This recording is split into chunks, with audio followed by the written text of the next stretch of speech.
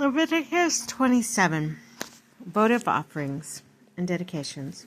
The Lord said to Moses, "Speak to the Israelites and tell them, when anyone makes a vow to the Lord with respect to the value of a human being, the value for males between the ages of 20 and 60 shall be 50 silver shekels by the sanctuary shekel, and for female the value shall be 30 shekels. For persons between the ages 5 and 20, the value of a male shall be 20 shekels, and for females 10 shekels.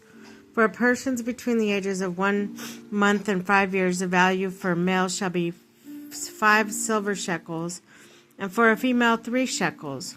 For persons of 60 or more, the value shall be 15 shekels and 10 shekels for a female.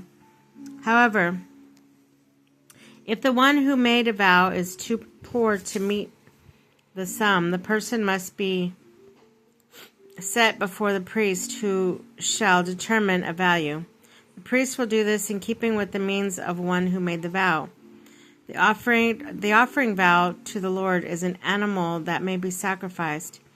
Every such animal given to the Lord becomes sacred.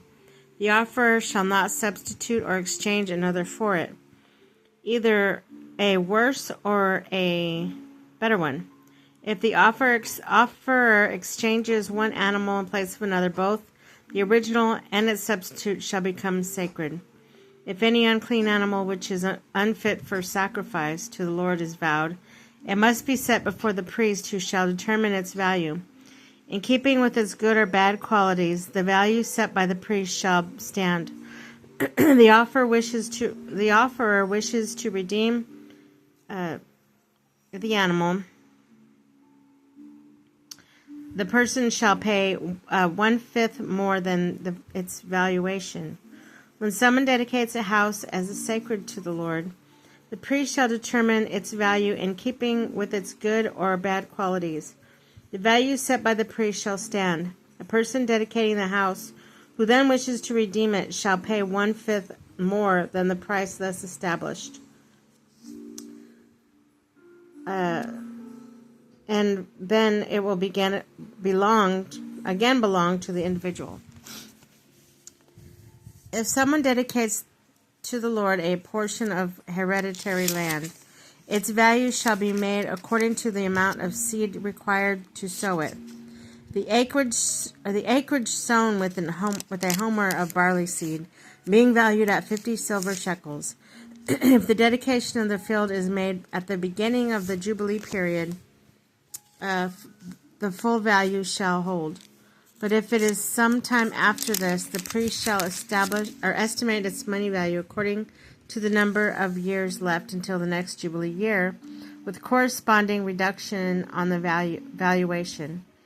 A person dedicating a field who then wishes to redeem it shall pay 1/5 more than the price thus established, and so reclaim it. If, instead of redeeming such field, one sells it to another, it may no longer be redeemed, but at the Jubilee it shall be released as sacred to the Lord.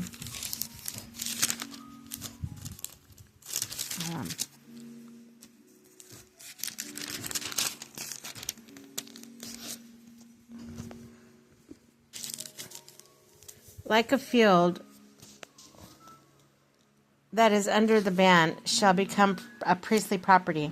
If someone dedicates to the Lord a field that was purchased and was not part of the hereditary property, the priest shall compute its value in proportion to the number of years until the next Jubilee, and on the same day the person shall pay the price thus established.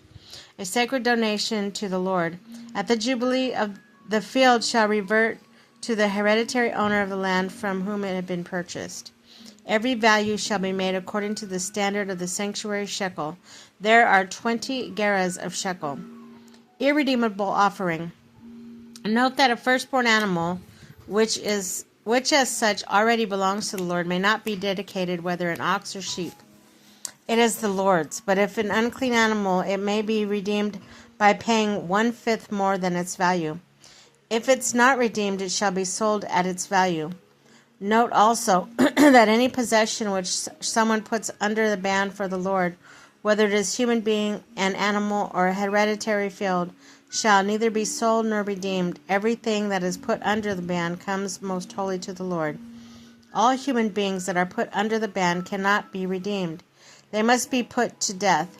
All tithes of the land, whether in grain from the field or in the fruit from the trees, belong to the Lord and are sacred to the Lord. If someone wishes to redeem any of these tithes, that person shall pay 1/5 more than their value.